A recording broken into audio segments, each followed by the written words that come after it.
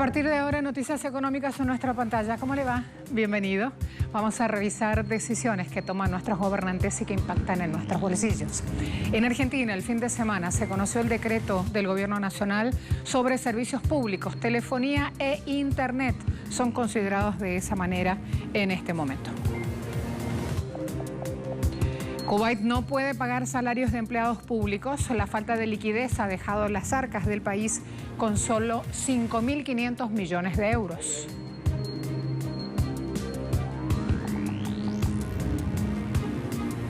Hoy les presentamos este análisis en nuestro expediente económico. América Latina, retroceso de 10 años es el resultado previsto por COVID-19.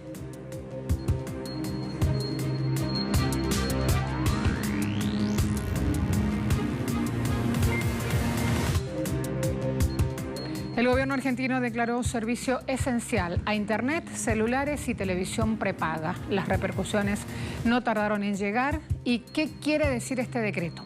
Que para acceder a subas deberán pedir autorización al Estado previa presentación de un esquema de mayores costos justificado. Un mecanismo de regulación del precio similar al que tiene la medicina prepaga, que en este caso será controlado por el ENACOM.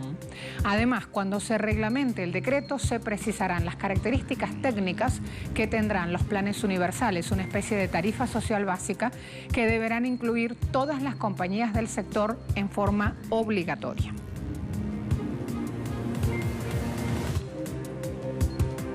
Les contamos las repercusiones. Bueno, miren esto.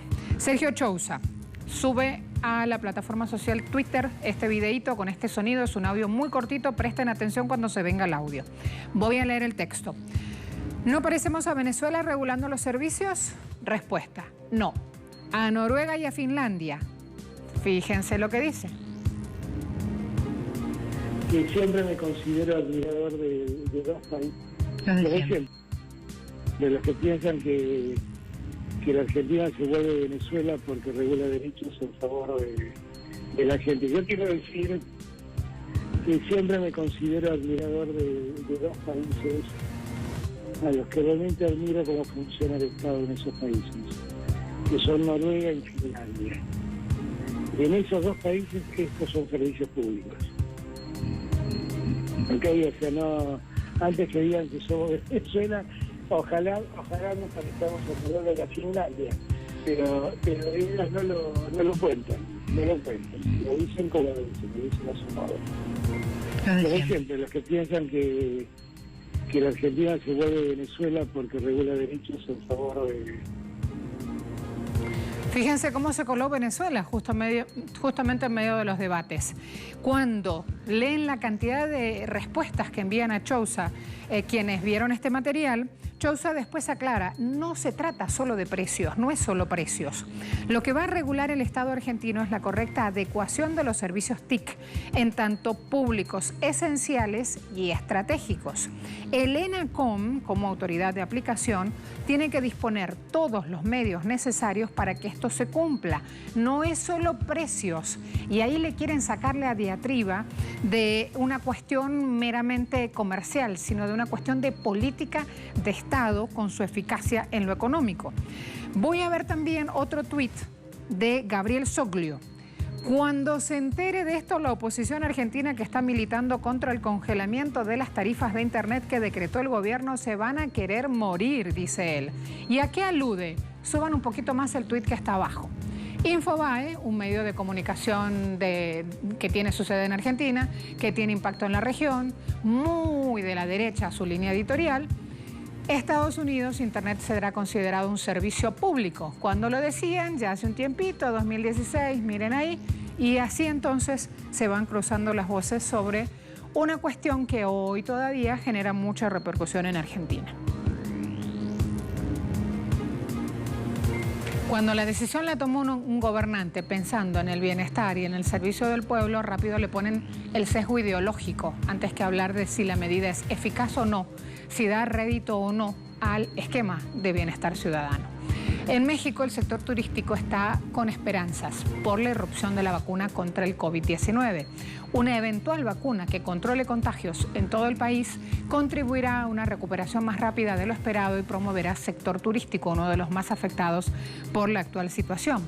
Lo dijo la Asociación de Secretarios de Turismo Mexicano. Araiza López es el presidente de esta institución. Dijo, la vacuna sin duda será un factor que genere mucha más certidumbre y confianza para volver a viajar. La industria sin chimeneas, acotamos, es de las más afectadas por este entorno COVID mundial. Datos de Sectur en México indican que el primer semestre de este año recibió el país a 13 millones de visitantes extranjeros, 41.2% menos en comparación con el mismo periodo del año anterior. La menor llegada de viajeros provocó una caída del 51.5% en los ingresos por divisas, los cuales sumaron 5.786 millones de dólares en el semestre.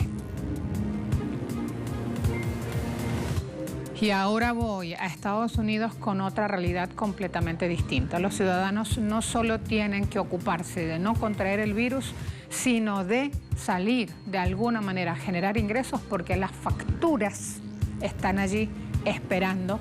Si no se pagan, generan un índice de morosidad que termina siendo un caimán devorándose todo, y si se pagan con demora, generan más y más costos.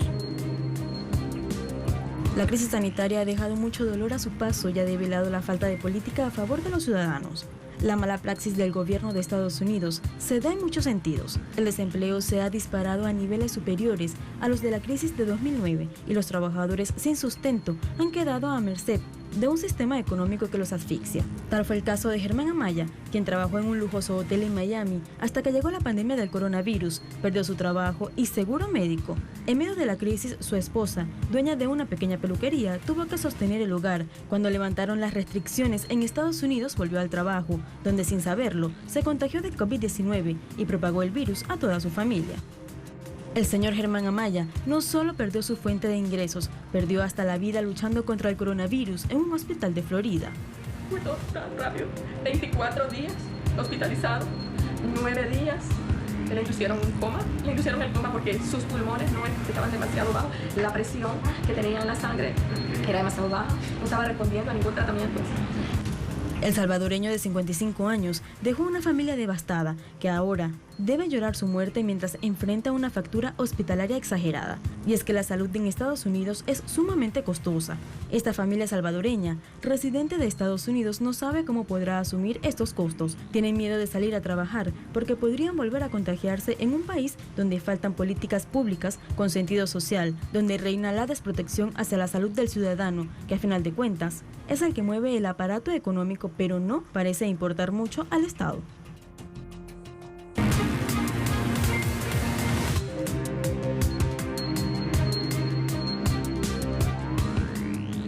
Como a la vuelta voy a hablar de lo que pasa en Kuwait, que es un estado petrolero, otrora muy poderoso, que hoy no puede pagar salarios a los empleados públicos, quiero referirme ahora a la situación de los indicadores petroleros.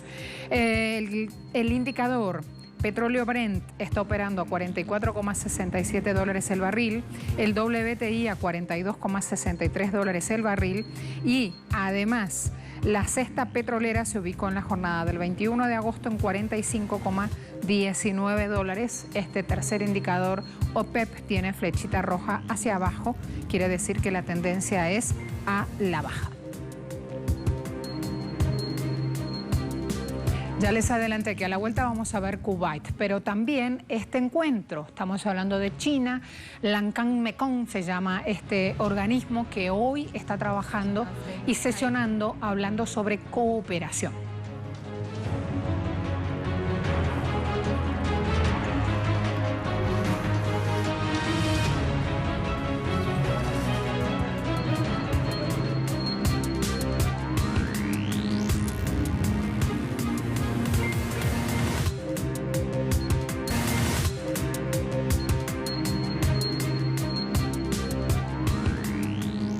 China y 5 países surasiáticos analizan cooperación regional. Se hace hoy, es la tercera cumbre del mecanismo de cooperación Lancang-Mekong. Abordan proyectos conjuntos en ámbitos como salud pública, recursos hidráulicos y conectividad.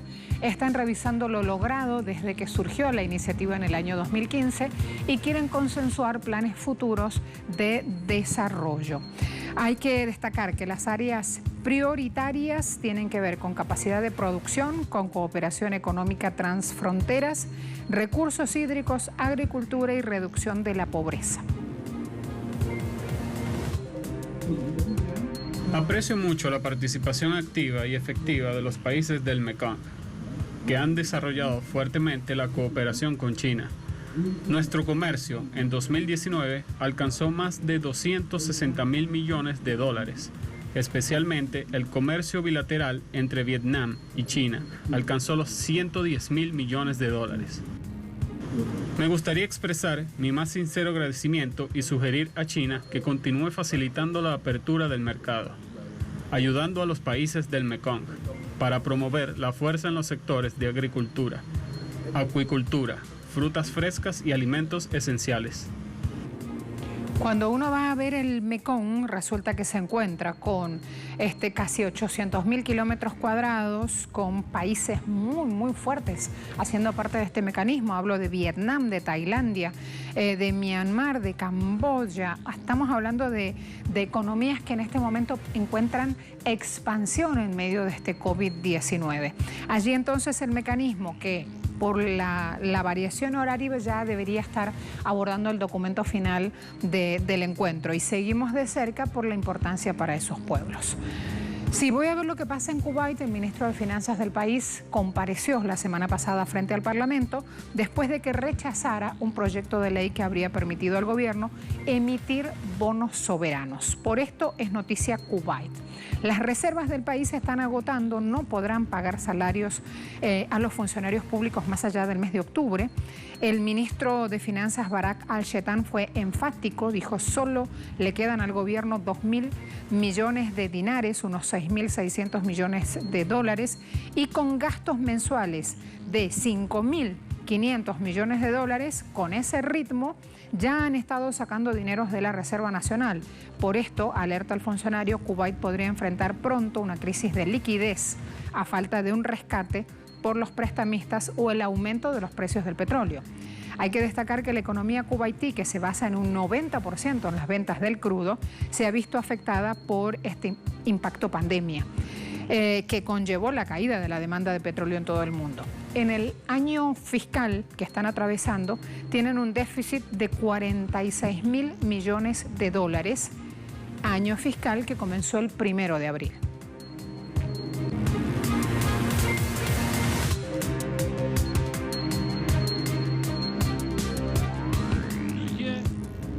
Turquía ha hecho el mayor descubrimiento de gas natural en su historia en el Mar Negro.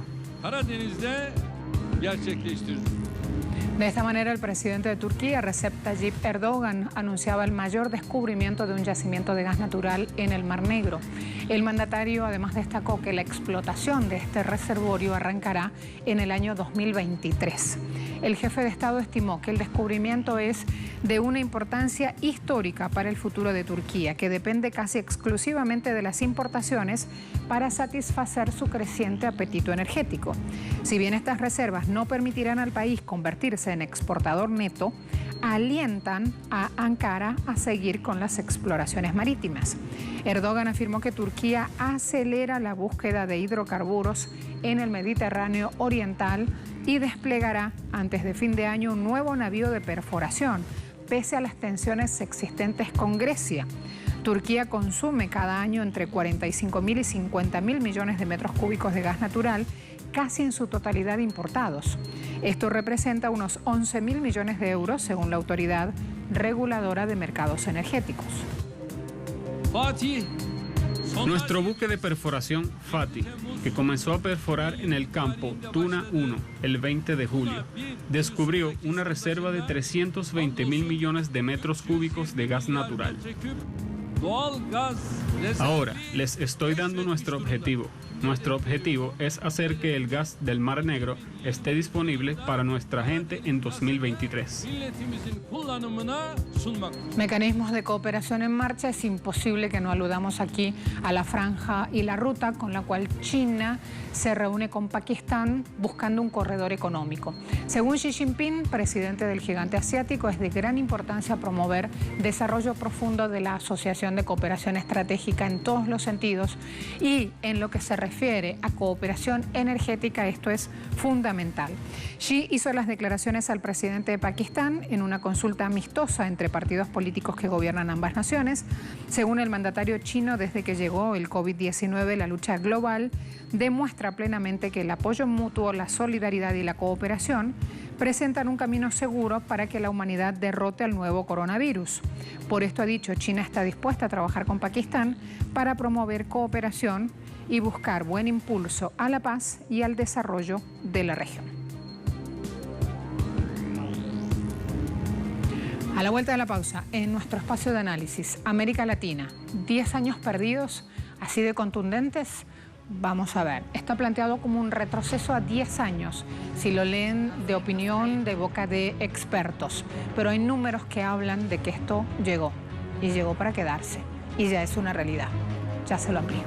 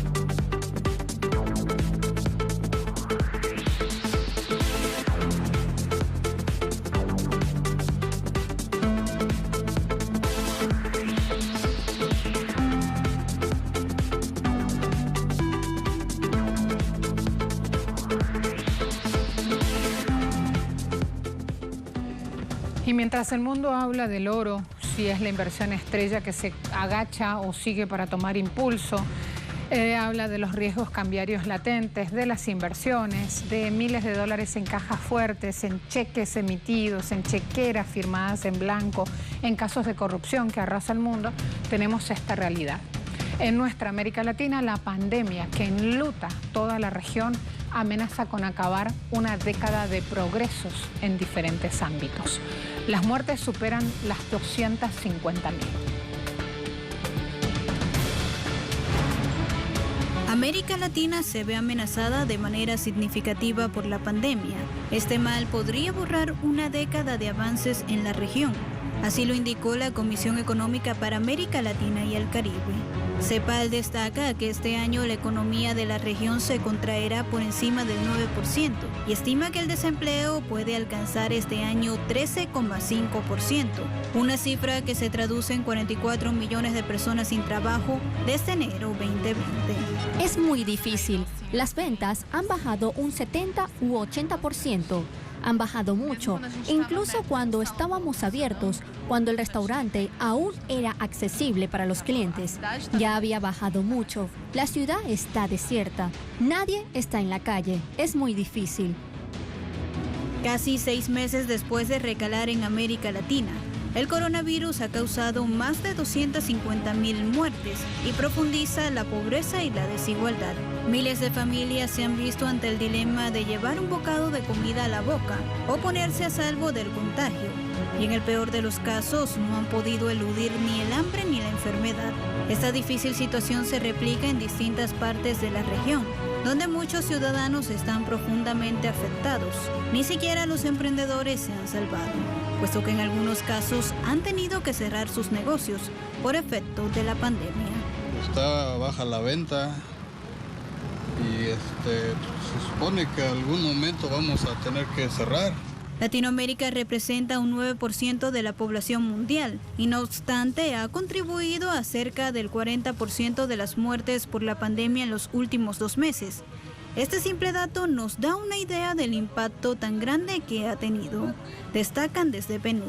Al mismo tiempo, como resultado, la epidemia expulsará de la clase media 45 millones de personas, para sumar 231 millones de pobres, 37% de la población, dice la CEPAL. En algunos países como Chile, los gobiernos no han aportado lo suficiente para apoyar a sectores que se ven desprotegidos. El gobierno no se hace cargo de la clase media que hoy día está en bancarrota, literalmente. Porque si antes estaba endeudada, hoy día está en bancarrota. Sobre todo quienes, como nosotros, como familia. Ante esta difícil coyuntura que atraviesa la región, la CEPAL insiste en la pertinencia de habilitar un ingreso básico de emergencia durante 6 meses a toda la población vulnerable, así como un bono mensual contra el hambre. También propuso periodos de gracia en créditos a pequeñas y medianas empresas, políticas fiscales y monetarias expansivas que sostengan un periodo más largo de gasto y acceso al financiamiento en condiciones favorables para países de renta media, en particular para el Caribe, muy golpeado además por los efectos del cambio climático. Máximo Torero Cullen, funcionario de las Naciones Unidas y delegado de la FAO, alertó la semana pasada que el mundo debe poner más atención a la pérdida y desperdicio de alimentos, ya que la seguridad alimentaria está en una tensión latente que se ha agudizado debido a la pandemia del coronavirus. El también economista afirma que actualmente la tasa mundial de pérdida y desperdicio de alimentos quizás ha superado el 20% según estimaciones. Él mismo enfatizó que la FAO ha recomendado una serie de medidas para intentar parar este fenómeno. Las mismas abarcan intensificar los esfuerzos para incentivar la reducción del desperdicio de alimentos, aumentar la inversión en la cadena de municiones de alimentos y organizar sesiones de capacitación para los cultivadores. Desde Naciones Unidas señalan que se hace urgente cambiar esta conducta en los ciudadanos para reducir los desperdicios de alimentos. La pandemia de la COVID-19 simboliza una amenaza para la seguridad alimentaria mundial, por lo que el llamado es a que los países le den a este tema la importancia que se merece para poder impulsar el desarrollo. Existe una necesidad latente de hacer un cambio en la formación del sistema. En caso de desperdicio, necesitamos cambiar el comportamiento. Necesitamos informar mejor a los consumidores. Necesitamos cambiar el comportamiento de los consumidores que trabajan con los jóvenes y los ancianos. Pero todos deben entender que deben tener cuidado con la forma en hasta que se consumen los alimentos para minimizar el desperdicio de alimentos. La FAO afirma que actualmente uno de los mayores desafíos es el acceso a los alimentos, ya que las personas tienen menos ganancias para poder adquirir los alimentos que necesitan para subsistir con una dieta balanceada. El mundo necesita reaccionar y tomar conciencia de lo que está pasando para evitar que la seguridad alimentaria caiga definitivamente en terapia intensiva. Ahí el punto de vista. Mientras una cosa ocurre, ese desecho y esa pérdida de desperdicios que para mucha gente es la única comida diaria, sigue pasando. Allí el dolor y la reflexión que nos genera el tema. Quiero agradecerle, como siempre, las ganas de mirar Impacto cada día, las sugerencias que me hace llegar, los temas que nos piden que abordemos. Ya, a lo largo de la semana vamos a ir presentando estas cuestiones que para usted son importantes y que desde aquí con todo gusto se lo mostramos. Será hasta luego.